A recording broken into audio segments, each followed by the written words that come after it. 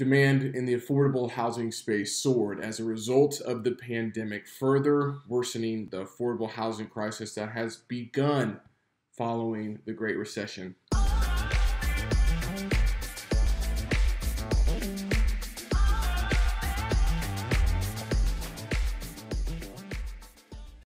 Well, it's the beginning of the fourth quarter, and we are in the midst of COVID-19, and we have an election coming up. So there's a lot of uncertainty in the markets. And, frankly, one thing that I like to do is try to understand the macroeconomic trends that are happening and how those are impacting our microeconomic decisions that we're making. And this is in regards to, commercial real estate. So let's talk a little bit about the best and the worst performing commercial real estate sectors in the wake of COVID-19. So the coronavirus has had a profound impact on nearly every facet of our lives: the economy, work, social interactions, and the list goes on. Throw in the chaos of the general elections and social unrest, and here's what we have today: uncertainty. Most of us have never experienced anything like COVID-19, both socially and economically. Shutdowns, masks, social distancing, contactless, Zoom are all words that we never expected to be a part of our everyday vocabulary. And can you believe the NCAA canceled March Madness? Growing up and into my adult years, I had always considered March Madness as the one sporting event I could look forward to after the Super Bowl. Not this year, but NBA Finals are still going on, so I have been enjoying that. As a sports fan, the cancellation of March Madness impacted me greatly. It was a sign to me that other dominoes were about to fall.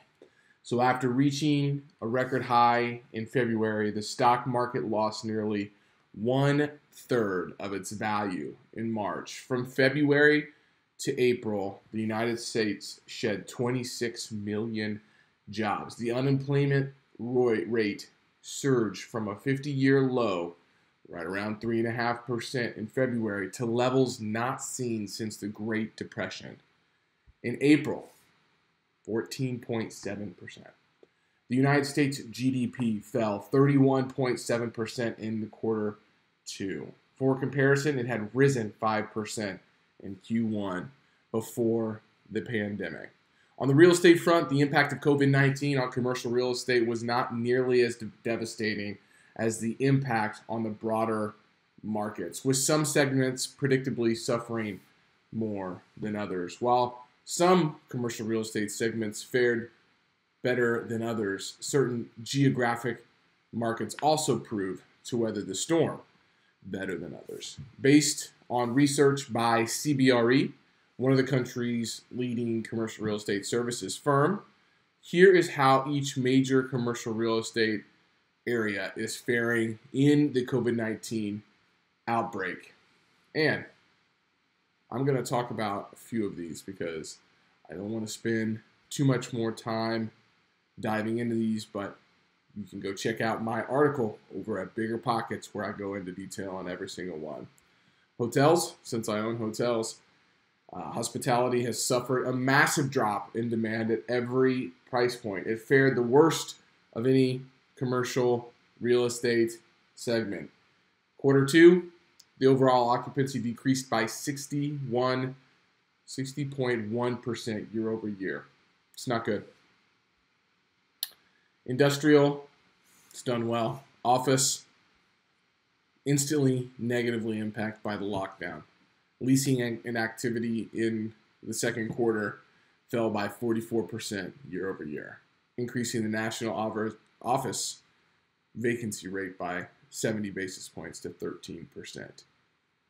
Now, the multifamily world was buoyed by the federal and state stimulus programs, including the enhanced unemployment benefits. But net absorption plummeted to the lowest levels in 11 years, with vacancy levels inching moderately by 30 basis points compared to quarter one, reaching 4.7%. An average month's rent dropped from 1720 to 1720, a 1.4% reduction. However, demand in the affordable housing space soared as a result of the pandemic, further worsening the affordable housing crisis that has begun following the Great Recession, as supply consistently lagged demand, with the gap continually widening. So what does this mean? Some things changed and some things stayed the same. The pandemic has shifted commercial real estate in ways not seen in the past. Widespread lockdowns have negatively impacted office space, hotel, and retail space disproportionately, while benefiting the industrial space compared to prior downturns.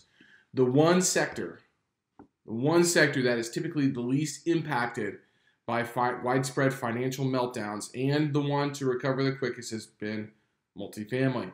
This was evident in the Great Recession as well as this financial crisis. Having lived through both the Great Recession and the latest COVID-19 induced crisis, what I've learned is that not only is multifamily a resilient asset class, but certain parts of the country and certain segments are more resilient than others. Specifically, Class B and C properties at lower price points have shown less vacancy and rent disruptions compared to Class A highly amenitized properties. And in this cycle, properties located in the states with the lowest unemployment rates, with 5 of the top 10 hailing from the Midwest: Minnesota, Nebraska, North Dakota, Missouri, and Iowa, were the least impacted by the pandemic. It appears that I'm not alone in this assessment, as I see investors from the coast continuing cashing out of properties with low cap rates and overall returns for the greener pastures of the Midwest. I always say that the grass is not greener on the other side. It's greener where you water it. Well, ladies and gentlemen, it has been raining here in the Midwest. Until next time, this is Logan Freeman with Live Free Investments and FTW Investments. If you're interested in investing in the Midwest, specifically in Kansas City multifamily, reach out to me. If you have a 1031 exchange that you need to identify a property fast, reach out to me. If you just want to chat about multifamily and commercial real estate, you can find me at Logan Freeman on LinkedIn and at Live Free Investments on all the social medias. Until next time, live free.